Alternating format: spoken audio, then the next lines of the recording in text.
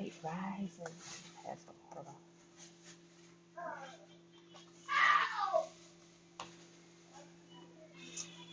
Alright. I'm bringing up YouTube. I'm getting it together. Here's what I know I need to work on. My procrastination. Look, cause I be up early, right? Lavon, blessings. I be up early and then still be starting like right on time. Or like a minute, 2 minutes late. I'm like, what you doing all morning? Like seriously, yeah. I'm like 4, 5, and 6, and I don't know. I be reading, and the next thing I know, it's time to go. Let me hurry up and start getting myself together. Now I'm rushing down the stairs to get in here and get everything cut on. I'm like, you gotta get better about this. This is complete foolery, Pam. And so, yeah, I gotta deal with myself. Some of my own little things. Like there should be no reason whatsoever in the morning that I come on late at all. What, baby? What's that? Oh, you want me to open it? You just bite this open. Sweetness.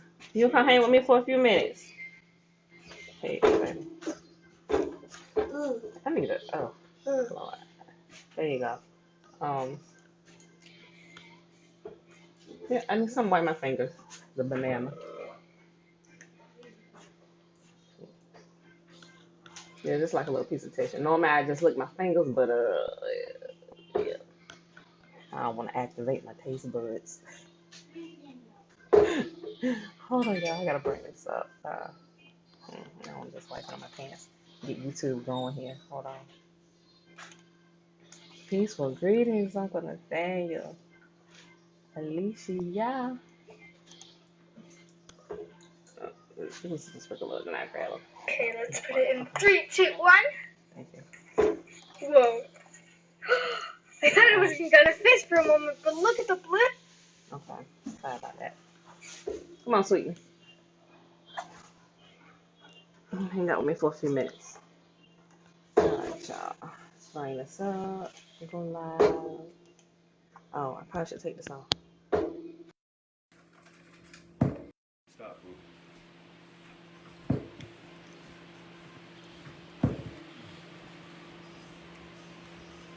Okay, y'all. Jackson. Please, cut it out, Keep fixing it, baby. Keep fixing it. Okay, y'all. We should be live in 30 seconds on YouTube.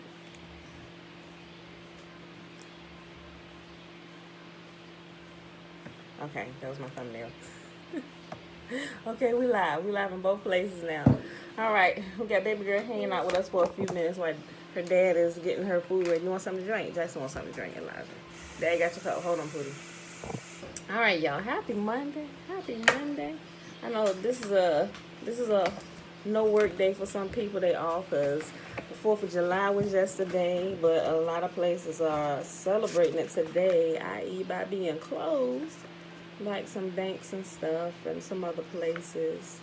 And a lot of places when they close, we don't necessarily really work either, right? Because a lot of the work we do is for corporate.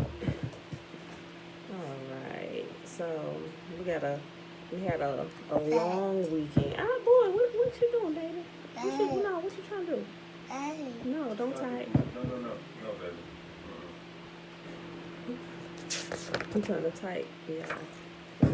Okay, y'all. Today is July the 5th, 2021, day 198 of year 3 of reading through the books of the Law and the Prophets.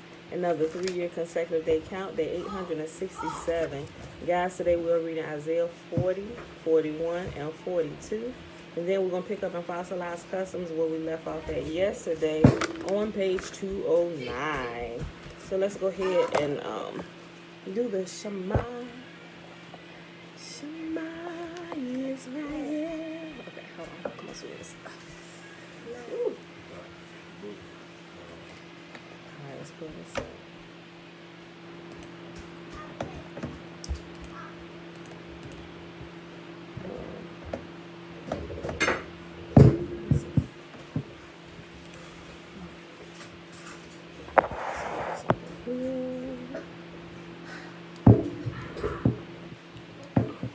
Remember, the Shema is found, y'all, in... Good cup. Here, Elijah. Hold on. Ask Dad to open it. He's trying to open up another nano. He got a bigger one. Oh. All right, y'all. The Shema is found in Deuteronomy chapter 6, starting at verse 3. Hear, therefore, O Israel, and observe to do it, that it may be well with you, and that you may increase mightily, as Yahuwah, the Elohim of our fathers, has promised us in the land that flows with milk and honey. Hear, O Israel, Yahuwah, our mighty one, he is one. And you shall love Yahuwah, your Elohim, with all your heart, and with all your soul, and with all your might. And these words which I command you this day shall be in your heart, and you shall teach them diligently unto your children, and shall talk of them when you sit in your house. Uh-oh, bless you, baby Carol. You good? You good, sis? You good? Okay. And you shall teach them diligently unto your children, and shall talk of them when you sit in your house, and when you walk by the way, and when you lie down, and when you rise up. And you shall bind them for a sign upon your hand, and they shall be as frontlets between your eyes. And you shall write them upon the posts of your house and on your gates. And Yahuwah commanded us to do all these statutes, to fear Yahuwah, our mighty one, for our good always, that he might preserve us alive, as it is at this day. And it shall be our righteousness if we observe to do these commandments before Yahuwah, our mighty one, as he has commanded us. All right, beautiful people. Josiah, shalom. All right, so let's hop right to it. Let's move this out.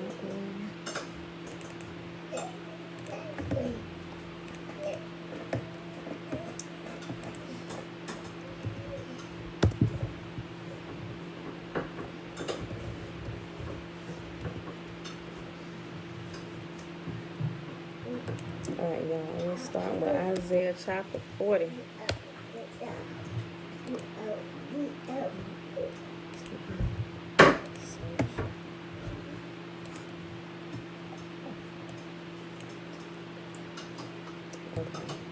Comfort for Yahuwah's people. Comfort my people, says Yahuwah. Speak tenderly to Jerusalem. Tell her that her sad days are gone and her sins are pardoned. Yes, Yahuwah has punished her twice over for all her sins. Listen, it's the voice of someone shouting, clear the way through the wilderness for Yahuwah. Make a straight highway through the wasteland for our God. Fill in the highways and level the mountains and hills. Straighten the curves and smooth out the rough places. Then the glory of Yahuwah will be revealed, and all the people will see it together. Yahuwah has spoken. A voice said, shout. I asked, what should I shout? Shout that the people are like grass. Their beauty fades as quickly as the flowers in the field. The grass withers and the flowers fade. You're welcome. Beneath the breath of Yahuwah. And so it is with people, but grass withers and flowers fade, but the word of our God stands forever. O Zion, messenger of good news, shout it from the mountaintops. Shout it louder, O Jerusalem. Shout and do not be afraid. Tell the towns of Judah, your God is coming. Yes, the sovereign Lord is coming in power. He will rule with a powerful arm. See, he brings his reward with him as he comes. He will feed his flock like a shepherd. He will carry the lambs in his arms, holding them close to his heart. He will gently lead the mother sheep with their young. Who else has held the oceans in his hand? Who has measured off the heavens with his fingers? Who else knows the weight of the earth, or has weighed the mountains and hills on a scale? Who is able to advise the spirit of Yahuwah? Who knows enough to give him advice or teach him? Has Yahuwah ever need anyone's advice? Does he need instruction about what is good? Did someone teach him what is right or show him the path of justice? No, for all the nations of the world are but a drop in the bucket.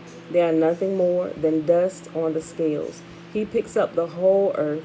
All the wood in Lebanon's forest and all Lebanon's animals would not be enough to make a burnt offering worthy of our God. The nations of the world are worth nothing to him. In his eyes, they count for less than nothing, mere emptiness and froth. To whom can you compare Yahuwah? What image can you find to resemble him? Can he be compared to an idol formed in a mold, overlaid with gold and decorated with silver chains? Or if people are too poor for that, they might at least choose wood that won't decay and a skilled craftsman to carve an image that won't fall down. Haven't you heard? Don't you understand? Are you deaf to the words of Yah, the words he gave before the world began? Are you so ignorant? Yahuwah sits above the circle of the heaven. The people below seem like grasshoppers to him. He spreads out the heavens like a curtain and makes his tent from them. He judges the great people of the world and brings them all to nothing. They hardly get started, barely taking root, when he blows on them and they wither. The wind carries them off like chaff. To whom will you compare me? Who is my equal? Asks the Holy One. Look up into the heavens. Who created all the stars? He brings them out like an army, one after another, calling each by its name. Because of his great power and incomparable strength, not a single one is missing. O Jacob, how can you say that Yahuwah does not see your troubles? O Israel, how can you say that Yahuwah ignores your rights? Have you never heard? Have you never understood? Yahuwah is the everlasting God, the creator of all the earth. He never grows weak or weary. No one can measure the depths of his understanding. He gives power to the weak and strength to the powerless. Even youths will become weak and tired, and young men will fall in exhaustion. But those who trust in Yahuwah will find new strength. They will soar high on wings like eagles. They will run and not grow weary. They will walk and not faint. I don't know if everybody's familiar with that particular verse, right? I hear that a lot in the church world. All right, y'all. Next chapter, Isaiah chapter 41. Shalom, Joanne. Peace and blessings, Kenneth. Great documentary on the lost history of flat Earth. Okay, I'll check on that, Joanne. I've seen a lot of flat Earth stuff. I actually thought about it when I read that verse where it says Yahuwah sits above in heavens, looking at the circle of the earth. That actually flat Earth actually came to mind. I've done a lot of research and looking into the flat Earth stuff. Listen in silence before me, you lands beyond the sea. Bring your strongest arguments. Come now and speak. The court is ready for your case. Who has stirred up this king from the east, rightly calling him to Yahuwah's service? Who gives this man victory over many nations and permits him to trample their kings underfoot? With his sword, he reduces armies to dust. With his bow, he scatters them like chaff before the wind. He chases them away and goes on safely, though he is walking over unfamiliar ground. Who has done such mighty deeds, summoning each new generation from the beginning of time? It is I, Yahuwah, the first and last. I alone am he. The lands beyond the sea watch in fear. Remote lands tremble and mobilize for war. The idol makers encourage one another, saying to each other, be strong. The carver encourages the goldsmith, and the molder helps at the anvil. Good, they say. It's coming along fine. Carefully, they join the parts together, then fasten the thing in place so it won't fall over. But as for you, Israel, my servant, Jacob, my chosen one, right? And we're going to start seeing a lot of you who are repeating all of this. So if we were ever in doubt about who Yahuwah saying his servant is he's going to say my servant, my chosen one, my son, like all these last chapters of Isaiah. So pay attention to it, right? But as for you, actually also when he says my servants, the prophets as well, all of those are like interchangeable, still always relating to Israel, his firstborn son. Shalom, Demi. Shalom, Mom. All right, I'll go back here to verse 8, Isaiah chapter 41. But as for you, Israel, my servant, Jacob, my chosen one, descended from Abraham, my friend, I have called you back from the ends of the earth, saying, you are my servant, right? It's not just talking about one person, remember? It's talking about the whole of us, the entire nation of Israel, all 12 tribes, all the descendants from the 12 sons of Jacob, who was renamed Israel, right? It's billions of us all over the earth, scattered to the four corners of the earth. But as for you, Israel, my servant, Jacob, my chosen one, descendant from Abraham, my friend, I have called you back from the ends of the earth, saying, you are my servant, for I have chosen you and will not throw you away. Don't be afraid, for I am with you. Don't be discouraged, for I am your God. I will strengthen you and help you. I will uphold you with my victorious right hand. See, all your angry enemies lie there, confused and humiliated. Anyone who opposes you will die and come to nothing. You will look in vain for those who tried to conquer you. Those who attack you will come to nothing. For I hold you by your right hand, I, Yahuwah, your God. And I say to you, don't be afraid. I am here to help you. Though you are a lowly worm, O Jacob, don't be afraid. People of Israel, for I will help you. I am Yahuwah, your Redeemer. I am the Holy One of Israel. You will be a new threshing instrument with many sharp teeth. You will tear your enemies apart, making chaff of mountains. You will toss them into the air, and the wind will blow them all away. A whirlwind will scatter them. Then you will rejoice in Yahuwah. You will glory in the Holy One of Israel. When the poor and needy search for water, and there is none, and their tongues are parched from thirst, then I, Yahuwah, will answer them. I, the God of Israel, will never abandon them.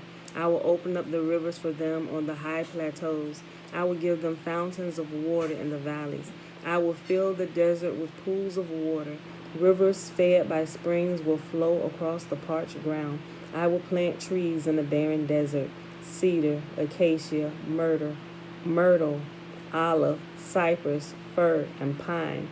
I am doing all of this so all who see this miracle will understand what it means, that it is Yahuwah who has done this, the Holy One of Israel who created it. Present your case for your idols, says Yahuwah. Let them show what they can do, says the King of Israel. Let them try to tell us what happened long ago so that we may consider the evidence. Or let them tell us what the future holds so we can know what's going to happen. Yes, tell us what will occur in the days ahead. Then we will know that you are gods. In fact, do anything, good or bad. Do something that will amaze and frighten us. But no, you are less than nothing and can do nothing at all. Those who choose you pollute themselves. But I have stirred up a leader who will approach from the north. From the east he will call on my name. I will give him victory over kings and princes. He will trample them as a potter treads on clay. Who told you from the beginning that this would happen? Who predicted this, making you admit that he was right? No one said a word. I was the first one to tell Zion, look, help is on the way. I will send Jerusalem a messenger with good news. Not one of your idols told you this. Not one gave any answer when I asked. See, they are all foolish, worthless things.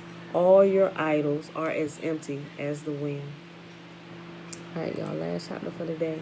Isaiah chapter 42, Yahuwah's chosen servant, right? And this chapter is a really famous chapter, along with a couple other ones that we're going to read through here in Isaiah about, it's been taken out of context.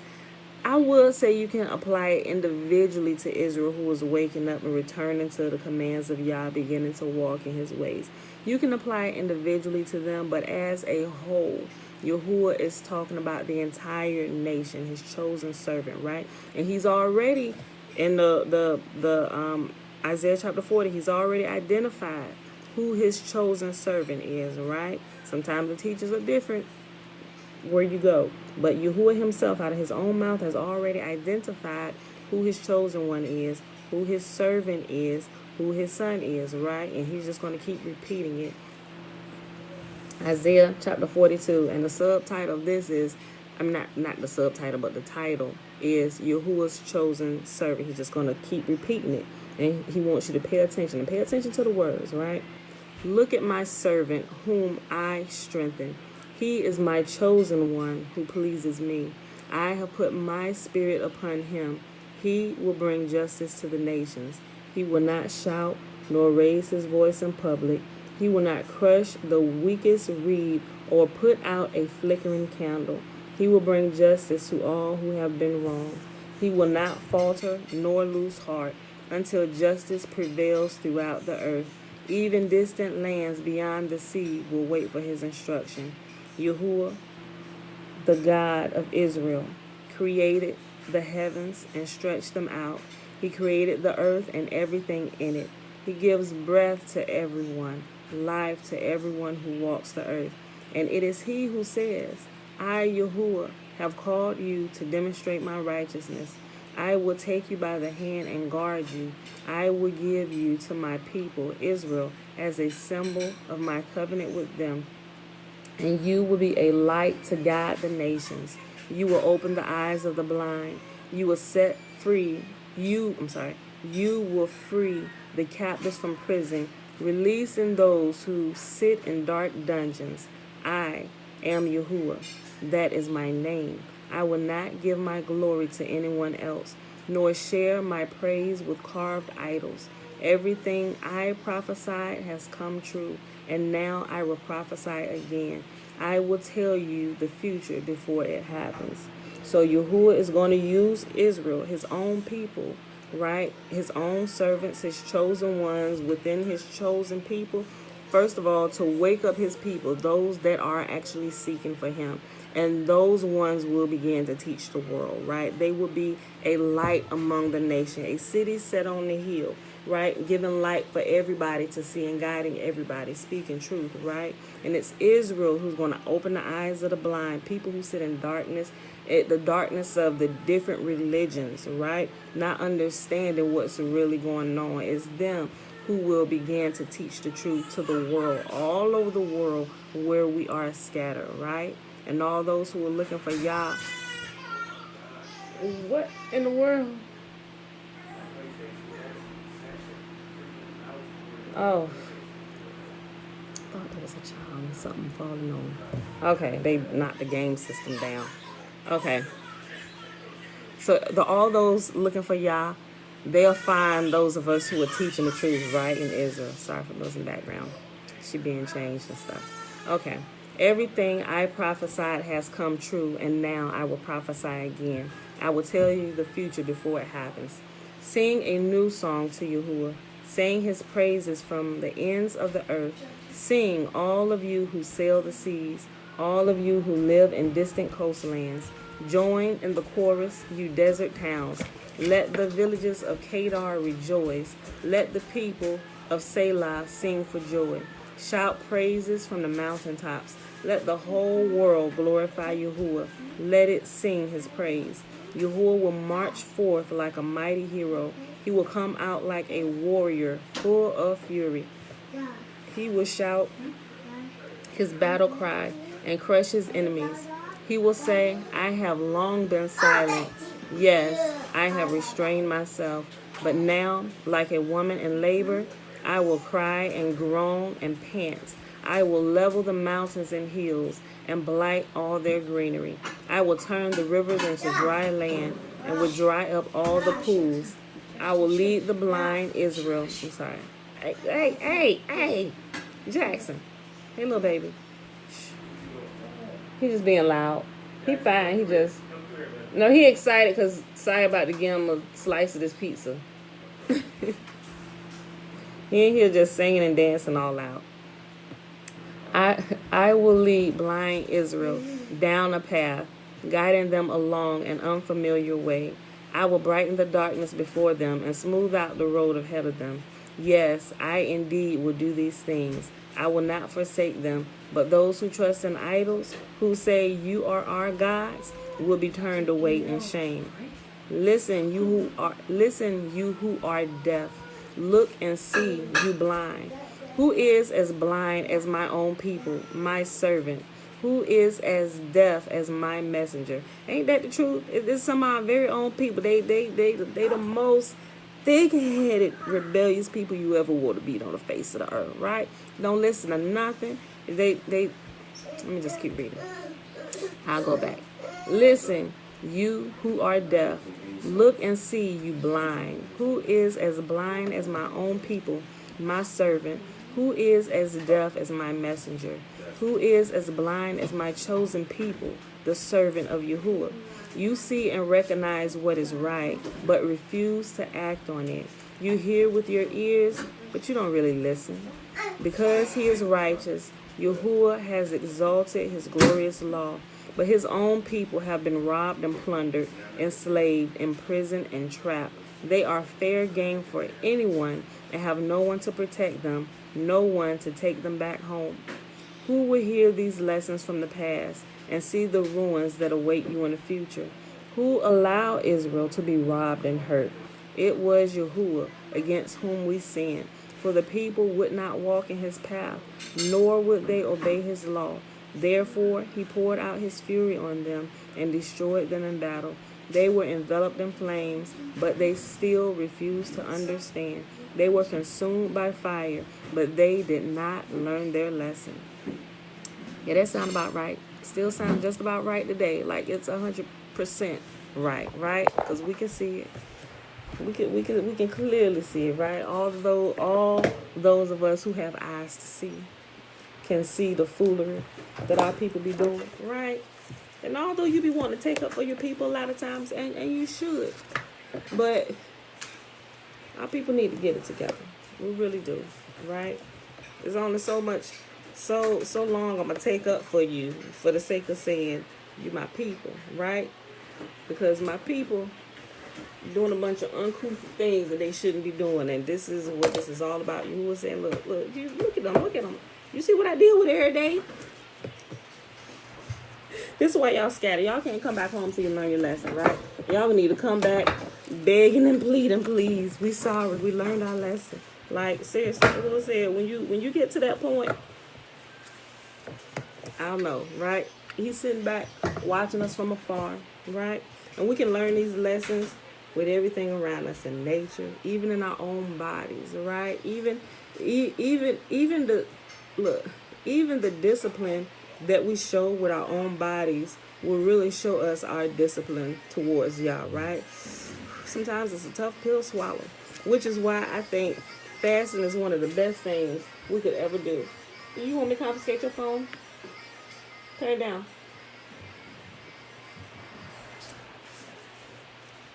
Come here. What you listening to? Your mama let you listen to that? You know what it is? Friday Night Funkin'. Yeah. You be looking at some of them words. They be rapping on the screen. It go extremely fast.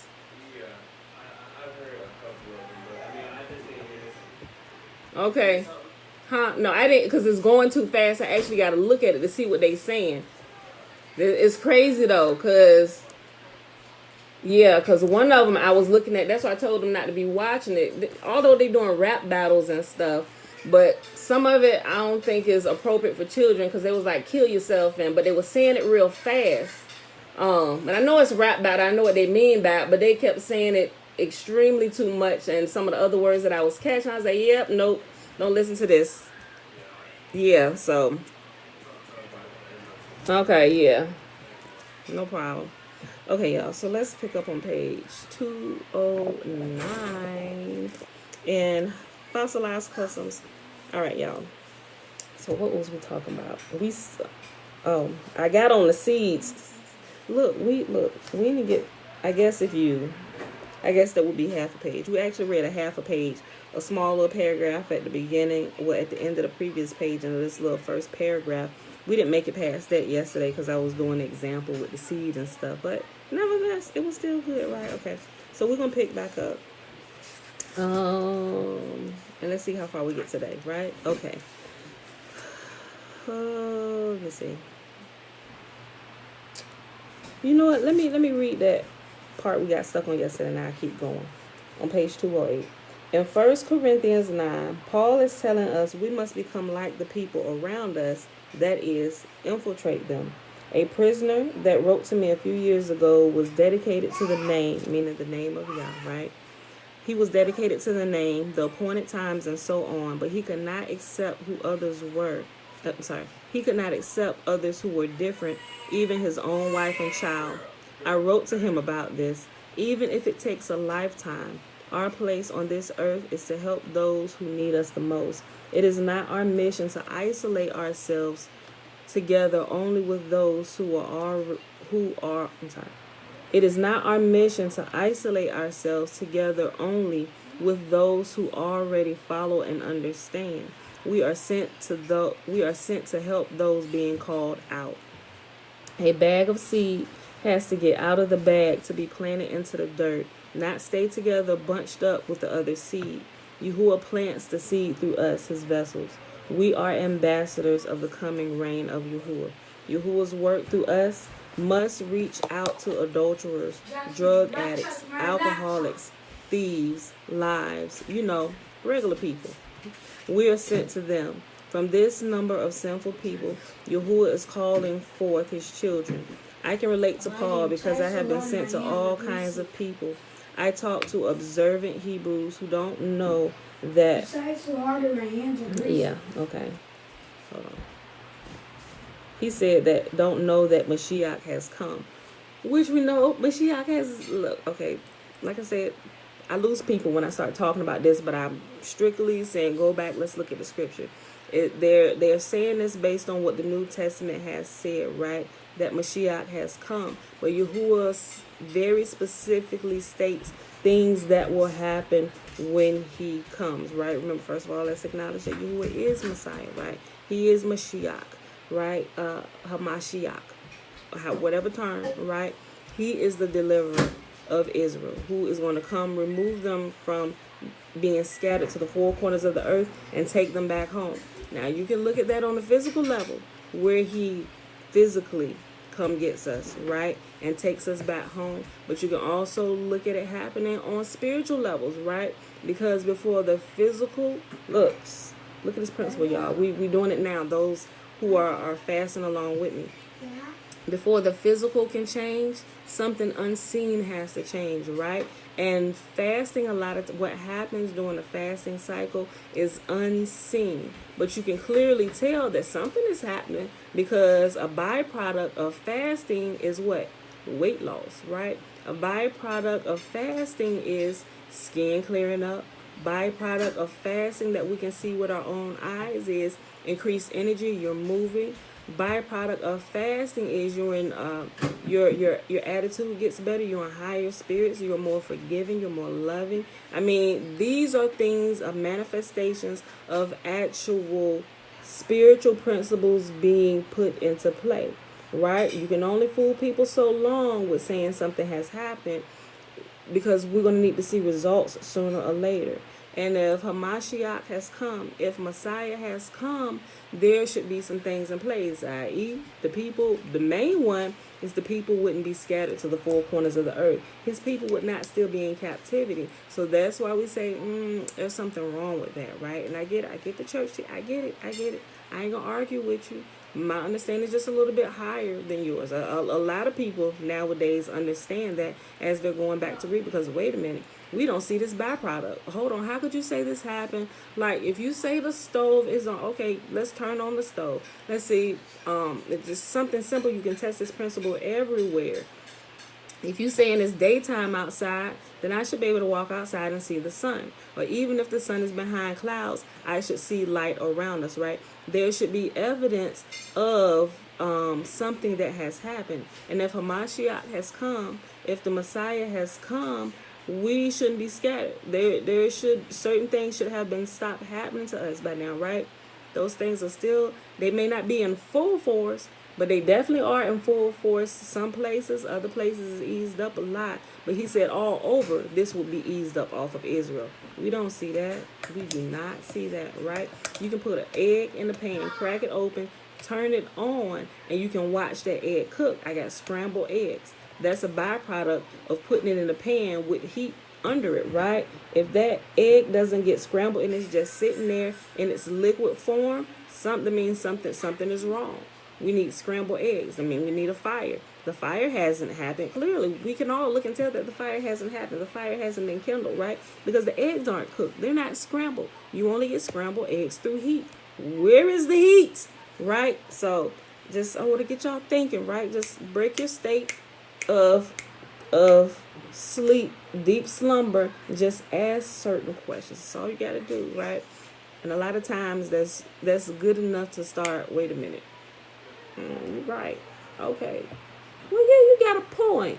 Yeah, because you've been wooed to sleep by a bunch of good sounding songs and emotions, and people playing on your emotions, and you're not actually looking at the details, right? They get you all hyped up, get you engrossed in deep conversation. Yes, oh yeah, by the way, let me go. We got to get this paperwork, got to get this signed, the contract and stuff, and you just sign it. Yeah, girl, they got you drunk, and yeah, sign where, girl? I need you to sign 5 places right here. You steady talking to them where they signing their life away, not reading the fine print, like you're not asking questions, right? It's the same way, the same thing that's been happening to people over many millennia with this thing, right?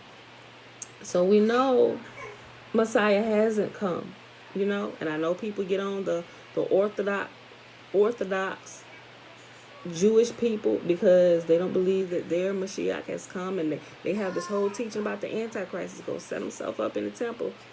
I get all that, but I completely understand all of that now.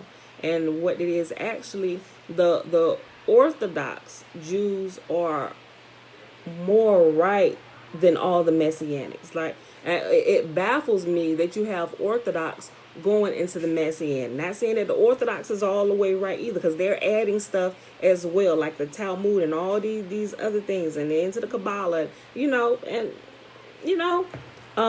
but real Israel will teach the truth, right? That's only been reserved for real Israel. There's wisdom that's given to all nations. All nations can teach it, but there's a certain portion of wisdom that is that's set aside for the son, right? There's a portion, there's an inheritance that's set aside for the son alone, right? Which includes men and women here on earth, and it's only those who will be able to bring correction and right teaching to a lot of these things that have been mistaught throughout the millennia, right? So in order to see the effects in the physical, something spiritual has had to happen. Something in the unseen realm has had to happen. So before he delivers us physically, he has to deliver us mentally and emotionally and spiritually, right? And then what'll happen? The body will begin to follow.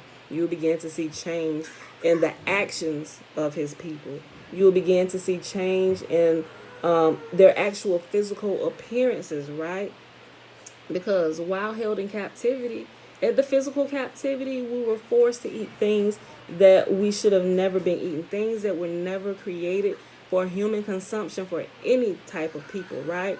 We were made to do all of those things which threw our bodies out of whack, created all kind of mental diseases and disorders and bodies being all out of whack, everybody obese, got all kind of medical issues and problems and dying before our time. Hamashiach hasn't come.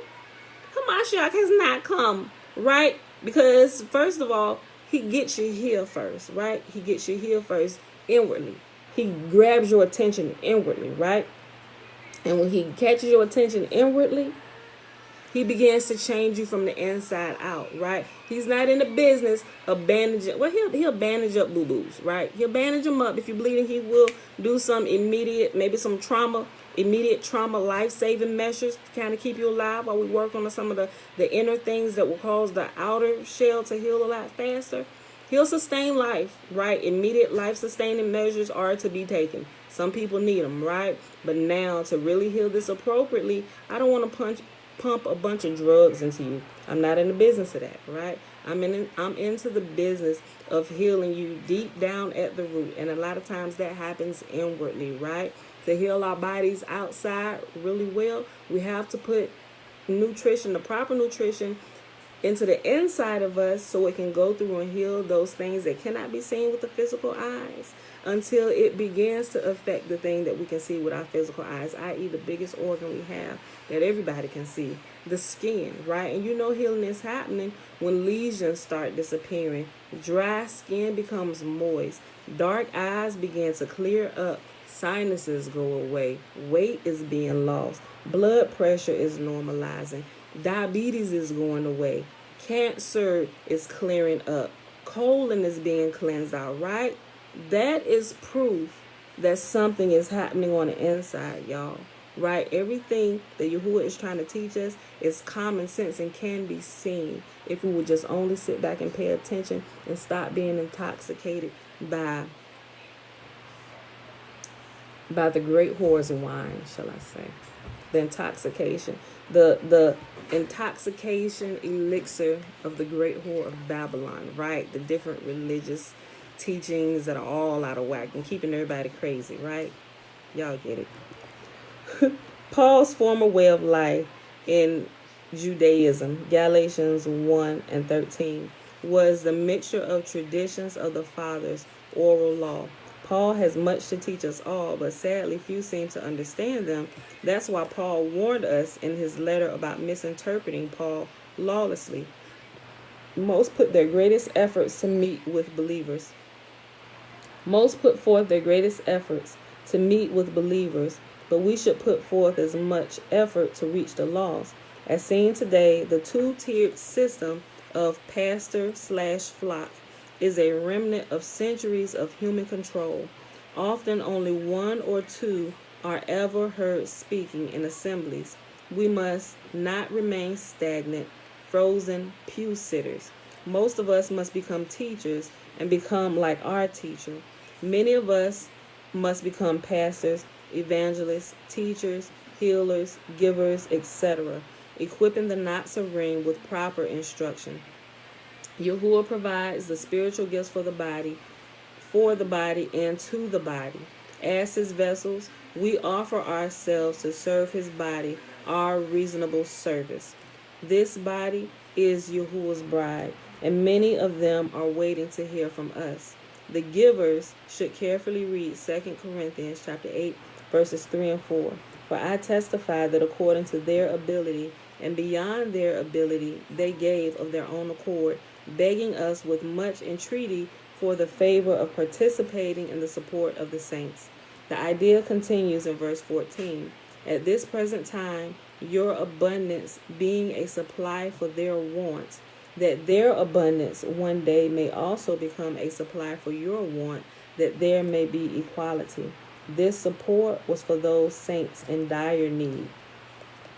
At our gatherings, we should let the Spirit of Yah speak to the group through whoever can give a teaching.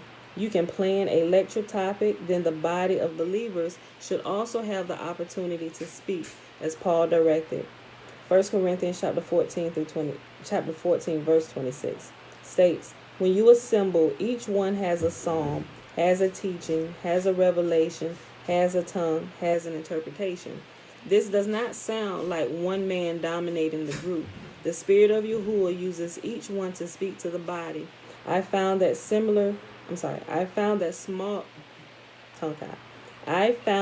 smaller the study group is, the better. Some things may come up that everyone needs to hear, but no one saw coming. The Spirit uses his body to speak to us, so we should not imitate the Nicolaitans by just having one person's voice steal everyone else's. It seems that many Nazarene focus on finding others to meet with, which is of course great. However, our main objective is to carry the message to the lost. Our meetings are to encourage us. We should gain instruction in how to accomplish our real goal, teaching others and immersing them. Immersing them in what? Immersing them in the truth of Yah. What is truth? Oh, Yah, your Torah is truth. Your instructions are truth, right?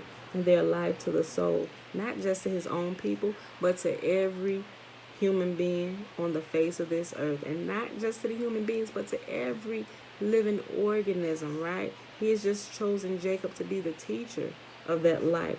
While all the other nations are and all different type of instructions and instructions that they themselves have conjured up, Yahuwah said, okay, we're going to get y'all right. We're going to get y'all right. Let me teach Jacob. And Jacob, I'm going to send him, and he going to help me teach y'all, right? The students, hold on. All right, I'll read this. The students of Yahusha took 3.5 years to get the basics. He left us so that he could live in us all, and we should listen to him. I would say Yahuwah's spirit live in us all. I get the example he used because he's pulling it from the New Testament. I ain't going to come down on it a lot today. I'm really not, right? Let's see. We should listen to Yahuwah and let him use us to reach those who would otherwise never hear the truth. And that's true because certain people, we mentioned it before, certain people have certain audiences of people who will listen to them. Not everybody will listen to me. Not everybody can stand the sound of my voice. And that's okay. I understand that. But it may be somebody that can stand the sound of my voice that has another voice that sounds quite pleasing to their ear that doesn't want to listen to me. And they may listen to them. And that's okay. It doesn't matter.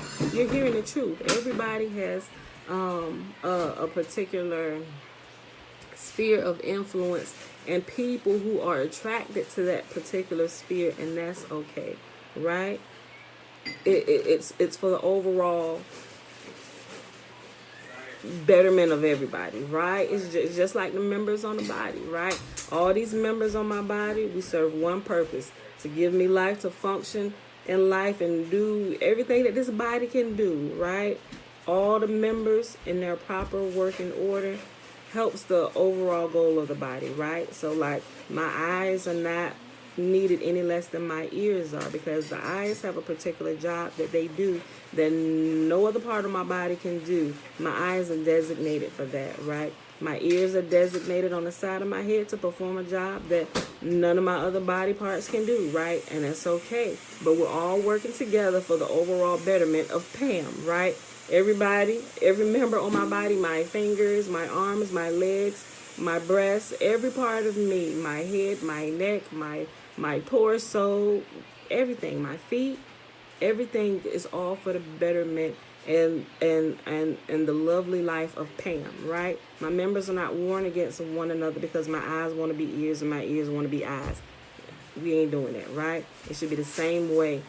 Teaching, operating in families, everybody has a specific purpose, and everybody need to stay in their own lane, right? Or it's going to be a complete crazy house. It's a crazy house out here because eyes want to be ears and ears want to be teeth and teeth want to be feet and feet want to be fingers. Disgusting.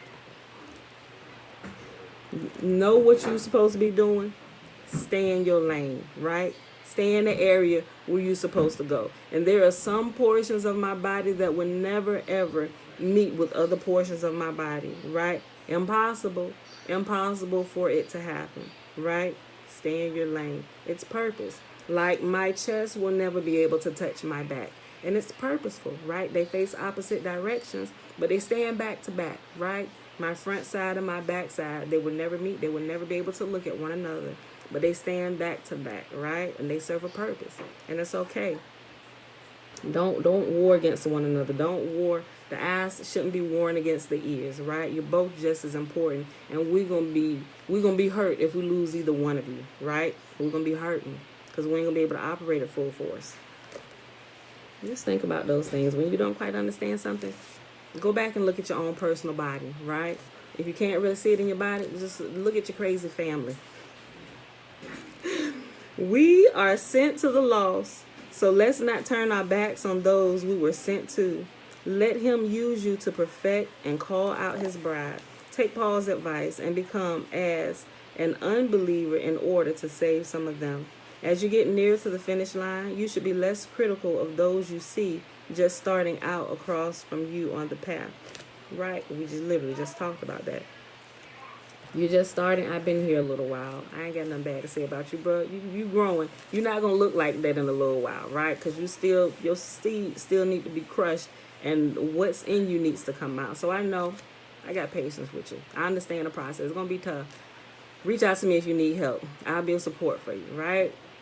As long as we know that we all can give each other grace and we can grow in grace as we learn, and even as our what we believe, our theories and our doctrines change, right? But it should all be in a direction of overall betterment and light, and getting closer to Yah is the ultimate, that it would bring us closer to the most holy, the creator of heaven and earth, the God of Abraham, Isaac, and Jacob, right? Okay. As long as we can agree on that, right? We may not agree on some of all the other little things, or but as long as we can agree on that, right? Okay. Be wise as serpents, but harmless as doves. If you abide in my word, then you are truly disciples of mine, and you shall know the truth, and the truth shall make you free. John chapter 8, verses 31 and 32.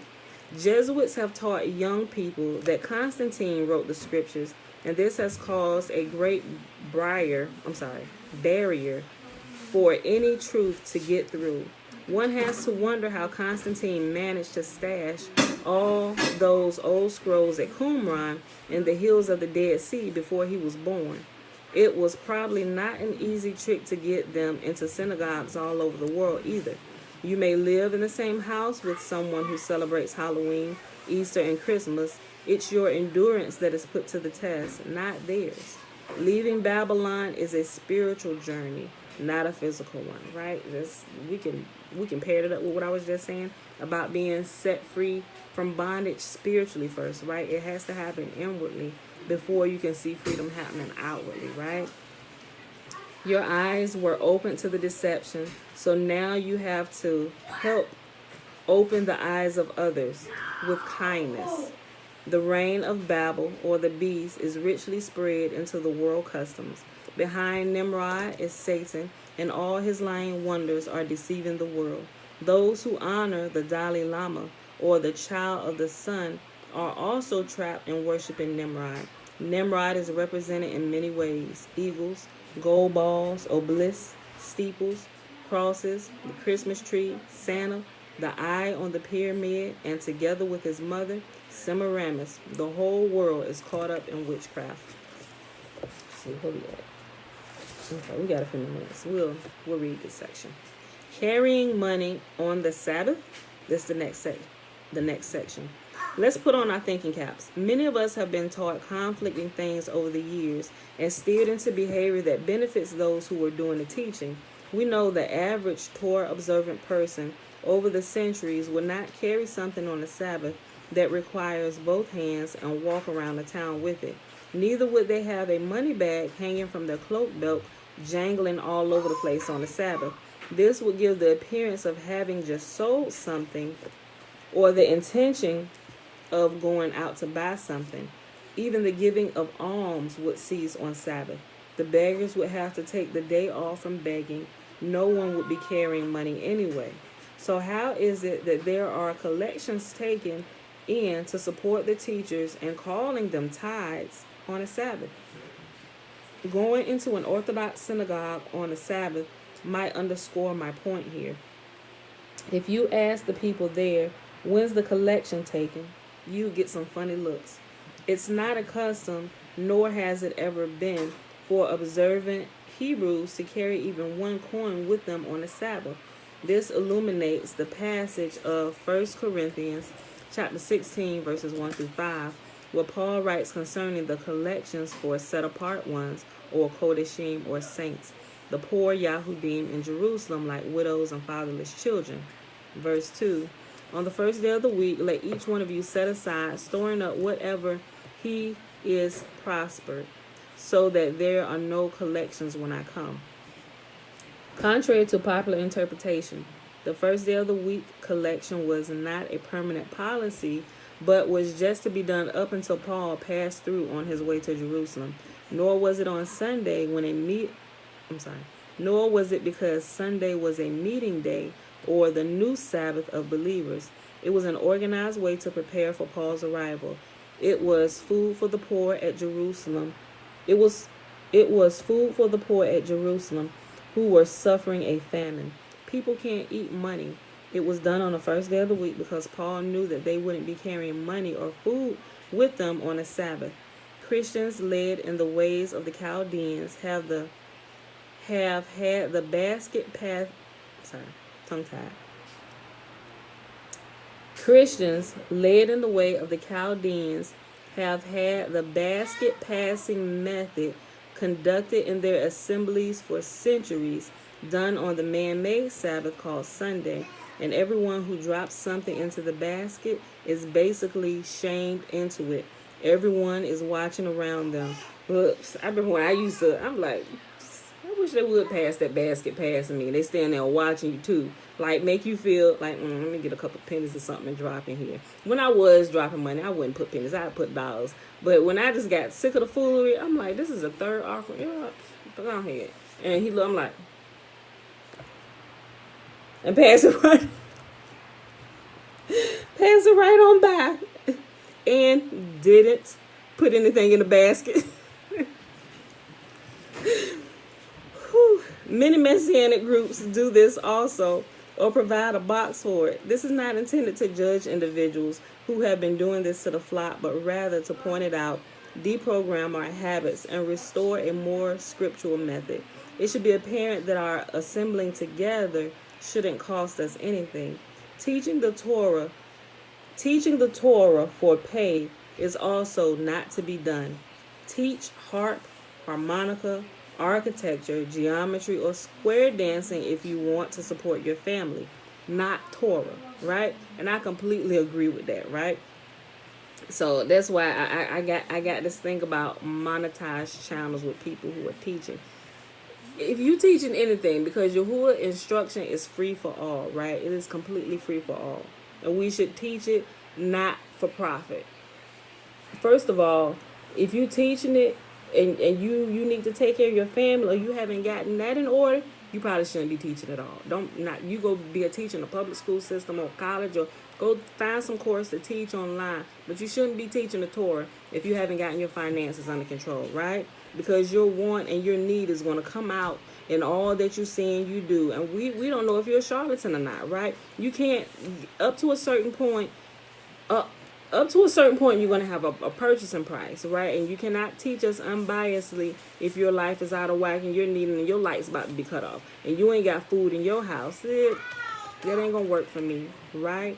Because at a certain point, let your need and what you got going on be strong enough. You're gonna reach out to your audience. I need to share this with y'all. The devil is fighting me. The devil be coming up against me and my family. He about to take my house. No. I'm gonna be nice. No, sister. No, brother. I was about to say something. I was about to call name. I ain't gonna do that.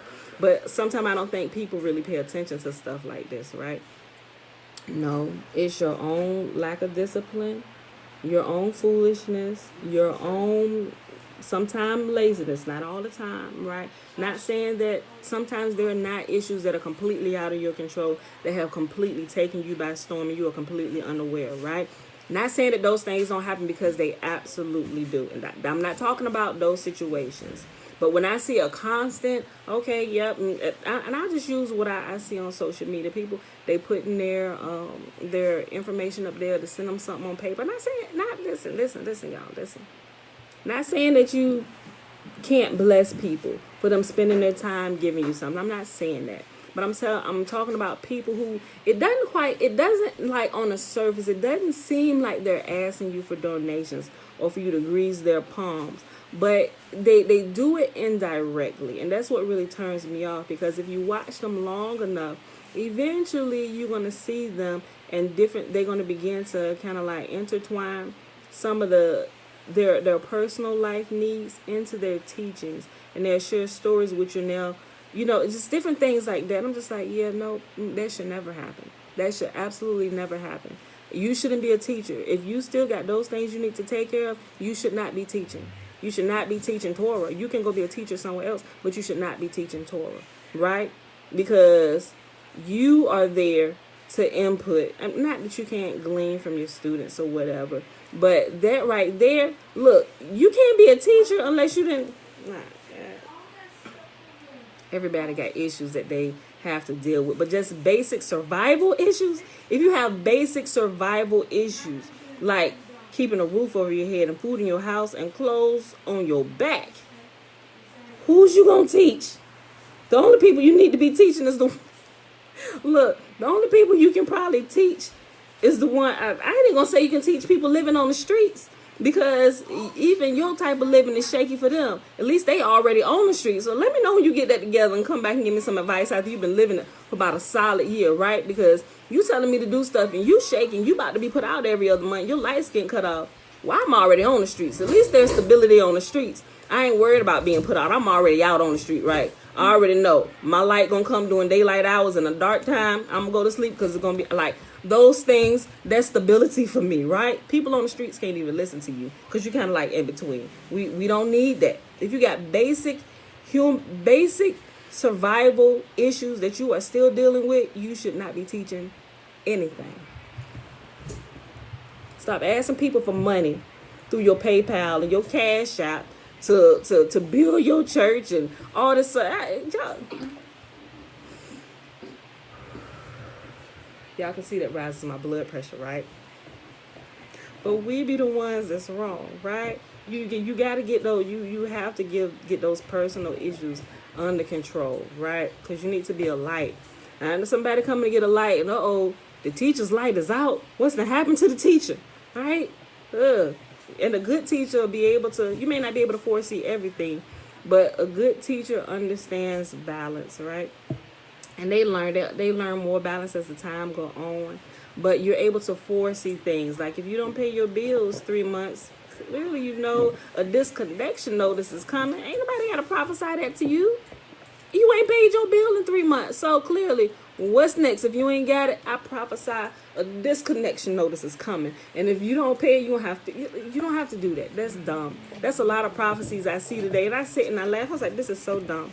This is so dumb. And people believing it, people be sweating, laying hands on people, really putting in work over stuff that I could have sit here and told you was going to happen. You know, and I ain't got to do all that. I'm just like, sis, go pay your bills. You can't pay your bills, get a job or start a business or something that will bring you the income that you need to pay your bills on time, right? And if you got a job that's good, but you still can't keep your stuff on, then there's an internal issue going on. Where you spending your money at? Track it.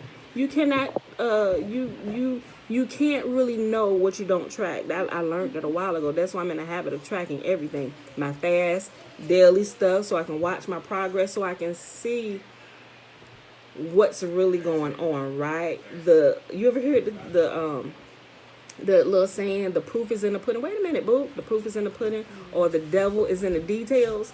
For those of you that's almost about to be put out time and time again, look, why you blaming everything on the devil? Oh, I can't catch a break. The devil's always in my house.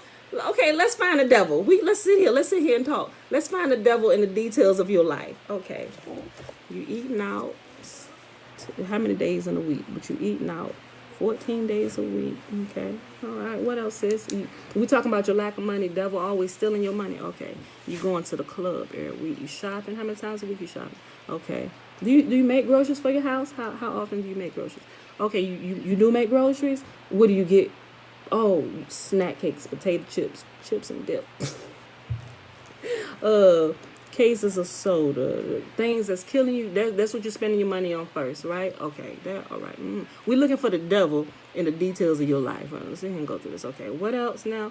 Okay, can you keep gas in your car? No, why you can't keep gas? Let me see. Oh, girl says them nails is fine. Who did your nails? Says how much you pay? Girl, I get the full. I go mani pedi, get my eyebrows done, get the Brazilian white. Oh, you spend all how much you spend for that? How many times? You go every week, once a week? Oh, twice a week. Oh, how much you spend? $120, and you tip good too. How much you tip? Says $20. Okay, we're looking for the devil in the details. Why your light's about to be cut off every month? Okay, right here. From what I calculate, we done found the devil. Says, come here. We done found the devil in the details, right? When you track what you're doing, you can literally find the devil in the details of your life. We done found him. It's you. You the devil. You destroying your own life, right? You're inconsistent, you're wasteful, and you are, I'll say you're downright foolish, right? You're downright foolish. Maybe foolish is a little harsh. Maybe you weren't taught to be a little more frugal, which is, you said, my son said at the same time, frugal, right? How do I know? I know. I learned this lesson the hard way. When me and my family was kicked out, we couldn't keep our lights on, right? We couldn't pay our rent because what we was doing, we was eating out all the time. Y'all said I just started getting mani-pedis again, right? But even then, I let my daughter paint my fingernails, with the exception of about husband's birthday weekend. I was like, I'll let them do it this time, but I ain't getting nothing added because it's a vicious cycle and process that pulls you in. And once you get them done, you got to keep getting them done. If you're getting them, if you plan on keeping them, so that's extra money out of your pocket. And I don't like to go somewhere if I'm not tipping somebody good. I like to tip good, right? You ain't gonna get nothing less, depending on what it is. Depending on what we're going, your tip will range from $10 all the way up to, we've left $100 tips. It just depends on what service you're providing for us and how well you do your job, because we like to be a blessing to others. But I know all of that. I'm not just going to get my nails done, but I also have to include the tips, right? And this is money that's going out every week.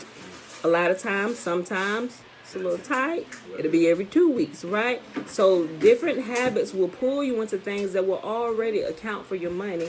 And before you even get paid, a lot of times, or you got a business, before them checks come in, your money is already spent, right? The devil is in the details. You, dear sir, you, dear ma'am, are the devil. Satan, get thee behind me. Y'all pray for me, the devil. No, sis, it's you. Satan ain't made it to your block yet. But you know what? He catch a bad rap a lot. It's not that I'm taking up for Satan, but Satan catch a bad rap a lot of time for people in complete foolishness and foolery, right? Y'all gonna be like, yeah, I know. Look, go ahead, say I know. The adversary, this is all you this time, Pam, or whatever your name is. Yeah, he just sitting by, yo, I for real. Like, y'all, Satan, like, y'all, have I ever lied to you? Like, I've never, it's impossible for me to lie to you. Now, you know, I didn't. They blaming me for all this stuff. You know, and y'all like, yeah, I know. That's dumb. Listen, come here. What I tell you, right? And y'all get it? That's how we live a lot of times, right? And a lot of the problems that we got in our life is because we haven't learned consistency. We haven't learned discipline in our own lives, right? So there is no better way to begin to be disciplined, like on top, like with me, like what I share with y'all, this is like daily things that I practice to keep myself disciplined, right? To keep myself disciplined, to make sure I don't get off track. I have to write stuff down. That's why we do the daily videos, and I keep track with my book, right?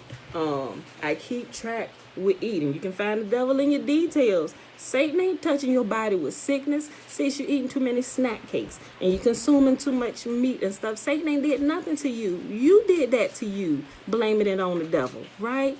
The devil is in the details. Let's begin with, okay, well, what you eat for breakfast today? So let's track your eating habits for a month. What you ate today? You ate this. That's a lot of grease. Oh, all that bacon. Okay, all right, okay, lunchtime. You putting bacon on that too, that sandwich? All right, sis, all right, okay. Yeah, what you eating for dinner? Oh, that pork chop. Smell good, but it's disgusting. I don't want that. No, thank you. I'm just here to track. What you got? Grease, all that grease in that macaroni and cheese. Oh my God! So you putting ham hocks in your collard greens too? Okay, I'm just here to track.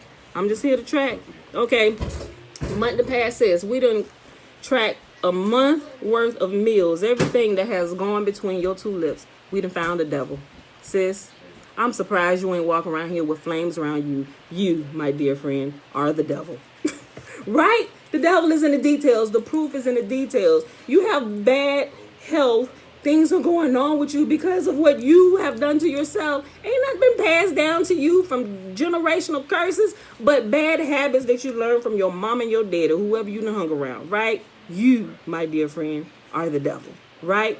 And once we address that, once we can realize that, we acknowledge, I am the devil. We need to deal with the devil and cast the devil out, right? Seriously, that might be a bit much for some people, but I'm trying to get y'all to see some of the obvious stuff or why we be going to the grave and blaming stuff on the devil. That's not the devil's fault at all. Like, we want to blame everybody else and my landlord this, but you've been late paying your land. Your landlord is not a slumlord. Your landlord is tired of you and ready to put you out because you always paying him his rent late. And now you mad because he won't come fix this water leak or this and this and that. He don't even know if he coming to keep his property up. He don't know if he going to get a property back. He don't know if he going to have to take you to court to have you dragged out of his property. You ain't paid this man rent in 3 months. But you want him to come keep the stuff kept up. You taking him to court, talking to him like he the worst landlord. You giving him bad reviews online. But you're the devil. You are the devil in the details, right? I don't know of any landlord, at least in our personal experience, if you're paying your bills on time, if there's something you got a good relationship with your landlord or whatever, even if you are going to be late, even if you know ahead of time you're going to be late, you don't wait till the rent is late to let them know, oh, yeah, my rent gonna be late. Clearly, I know your rent gonna be late because you ain't paid me. I'm calling you to let you know that your rent late. You know your rent late? Yeah, you know your rent late. Don't nobody forget they gotta pay a bill. Nobody forgets that. Nobody forget they got a bill to pay. Nobody forget they owe people money. That's why they avoid you. They know they owe you money. I ain't saying, girl, where you know where I've been. I seen you coming down the street and I'm avoiding you. Don't nobody forget stuff like that, right? Come on, y'all, be real. Nobody forgets this. You are the devil. You're the devil. So I'm just saying, if we look at all this stuff, guys, we just need to be honest with our own self. When we can be honest with our own selves, we can grow from there, right? Track what you're doing. If you had a lot of issues, and we got into this about people accepting money for teaching the Torah, money should never be asked for. Offering should never be taken up when you're there teaching the Torah to people, right? Because the person that's teaching it should have their basic life survival skills and things in order, right? Otherwise, you ain't going to help nobody. You're not going to be able to help anybody with anything, right? And so, oh my goodness. So that's, I don't know any better way to say that. I could keep giving example after example after example, but it's just basic common sense things, right? And if you have people that are doing that are constantly asking for handouts and they're trying to build something, if they have a vision that they need to build that they say Yah gave to them, Y'all will supply the way. Y'all will sometimes use other people to give to your cause, but you don't have to always be asking and begging for stuff. Those who are part of your vision, they just come. Like just like the principal, when the student is ready, the teacher appears. When you're ready, everything that you need will be around you. It will come to you. It may be that you may need to increase some skills that you have for certain things or whatever. Maybe different business partnerships and stuff like that will happen in the course of that. But while teaching Torah, while teaching Yahuwah's instructions, nobody should ever be charged for that. Ever, right?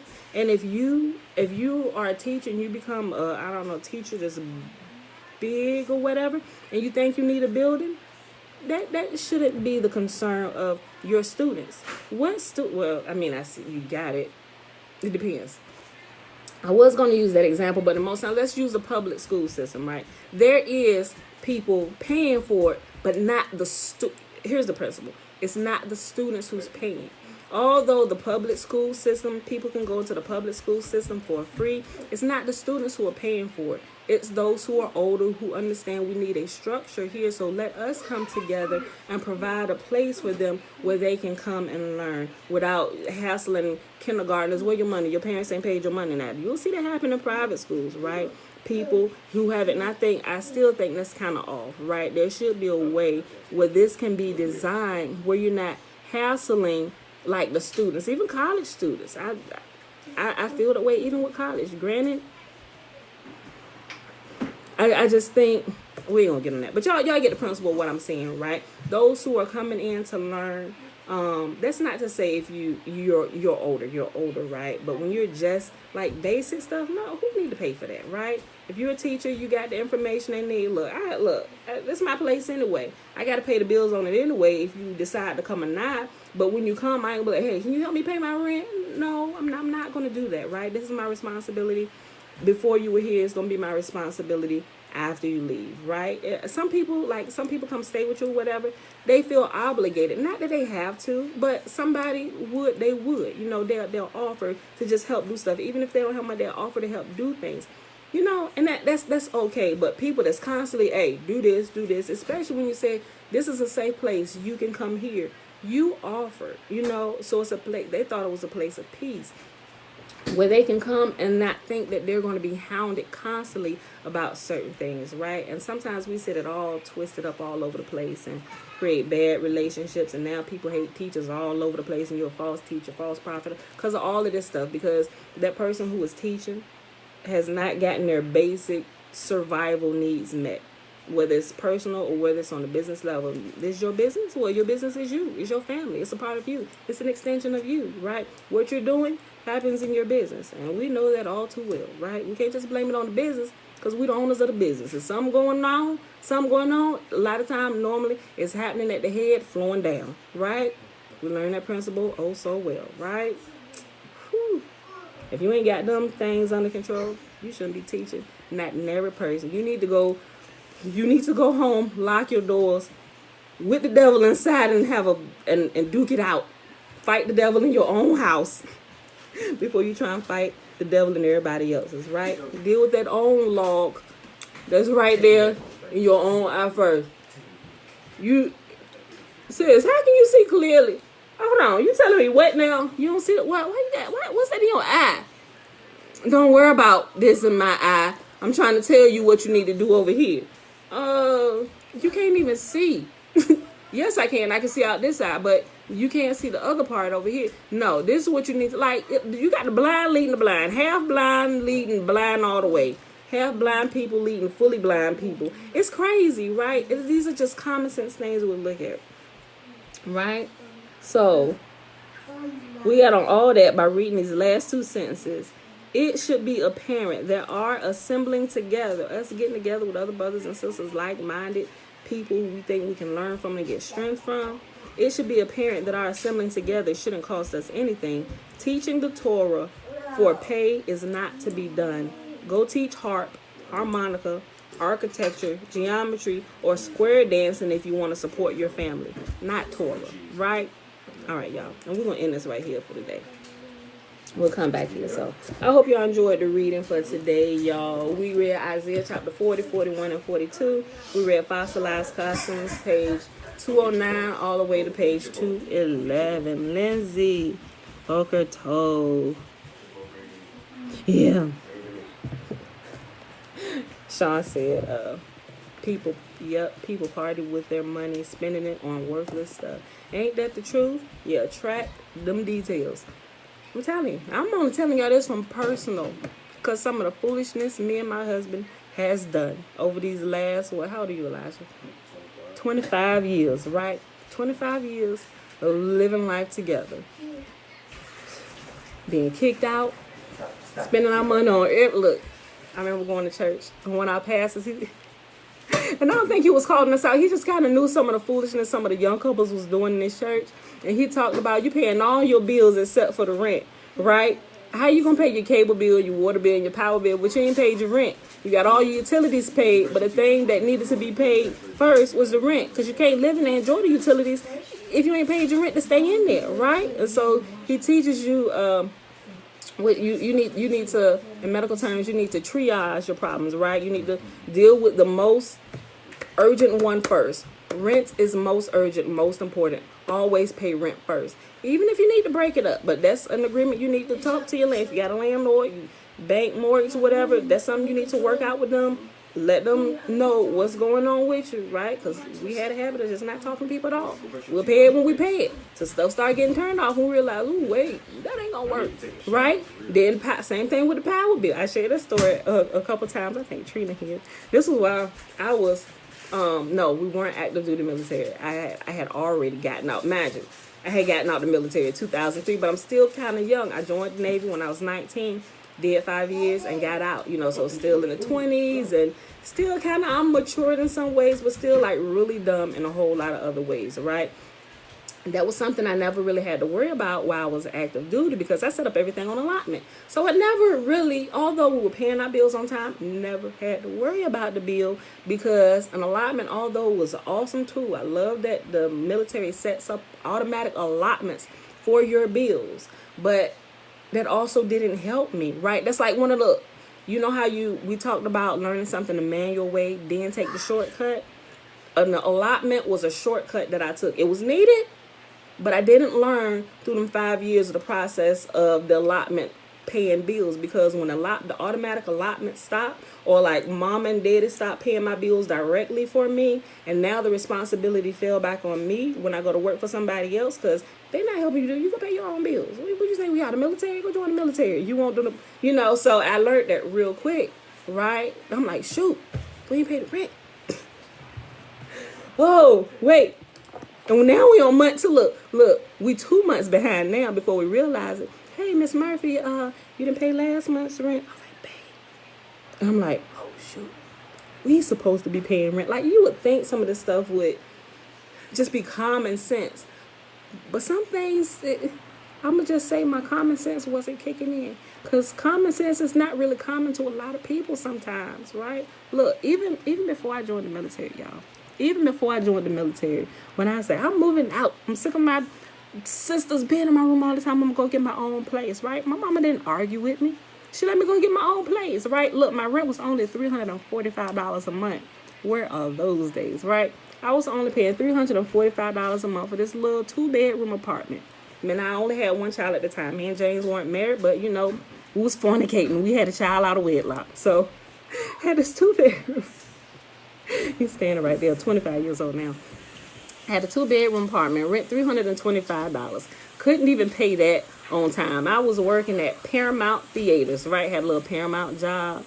I was only getting paid, $6.25 an hour, but even then, when I was like, yes, they approved me for it. I got an apartment. I'm grown, doing my own thing. Went to rent a center, rented all the furniture I could get, because I see these commercials. Oh yeah, do this. Look, I'm racking up bills, not realizing I have to pay for everything I'm renting, right? I don't know where my mind was. Clearly, the devil had my mind, right? At that time, because I'm racking up all these bills, not realizing I'm going to be the one responsible for every single one of these ones, right? And that didn't really start kicking in until I started getting stuff snatched away from me. I'm like, oh shoot, I was supposed to pay. Like, I knew that, but for some reason it didn't really click in until it's like they rent a center come to your door, right? And they don't knock like or ding dong just once, because by the time they show up, they knocking like the police. Run a center. Run a center. And I'm back there. Right. And when you in there filling out stuff, they get your whole life story. They want to know the make and model of your car. They want to know your parents' address. They want to know the places you hang out. Your sister, if you got a co-signer, right? Because they want to know. Because they know people be ducking them. No, she here. Her car sitting right out here. Her license plate is XJT2419. Yeah, she here. Her car here. And I'm like, I hear. Like, so I know. So the stuff I share with y'all is because some of my own foolishness that I've done. Ducking bill collectors, not paying stuff. Had to go from cell phones to pay phones. Guys, we got some stories for y'all. So a lot of the stuff I share, it's from my own personal experience, own personal foolishness, being in the church, or just craziness, right? I figure, you know what? If we can help other people not go through some of this foolishness, like learn wisdom from the idiots, right? If you learn wisdom from the time when we were like complete idiots, it might help you to avoid the idiot stage, right? Because you don't necessarily need to go through the idiot stage, right? If you have some wisdom. If somebody's standing there, like if somebody has fallen into the ditch, right? I'm going to come out, oh, shoot, man, I barely made it out there alive. We need to cover this up. I wouldn't wish this on my worst enemy. You got a cone? Give me a cone. Trying to catch your breath. Put a cone here. Don't let nobody else come here. It's a ditch right here, y'all. It's a ditch, right? And it's a ditch. I feel, let me tell you what happened to me. What? It's a ditch? Okay, I'm going to go on by. And some people heed that because they can clearly look at you. Oh, yeah, something happened. What I need to bypass don't go where? Okay, all right. Thank you. I appreciate that. Be safe, right? Get well, so it's like we're trying to tell you don't go here. Some people like, ain't no ditch there. Move, what? Ain't no ditch, and there they go, head first, headlong into the ditch, and you might not make it back out. Look, I told you it was a ditch. We even put a cone cover in the hole, but you move the cone and jump right into it head first, like you're jumping off a diving board into a swimming pool. What's wrong? And people do that, right? People do that. I don't know what's wrong with people sometimes, right? But just know that the devil is in the details. And when you get down to the very details, when it's all tracked out, you're going to find the devil. And you're going to realize you've been living with him ever since the day you cracked your eyes open when you broke your mother's matrix. You are the devil. Okay, y'all. Okay. All right, y'all. It is Monday, July the 5th, 2021, day 198 of year 3 of reading through the books of the law and the prophets and of the 3-year consecutive day count. It is day 867. We read Isaiah 40, 41, and 42, and we read Fossilized Customs, page 209 to page 211. All right, so let's do the blessing real quick. I'm playing around. I gotta print out some paperwork and stuff.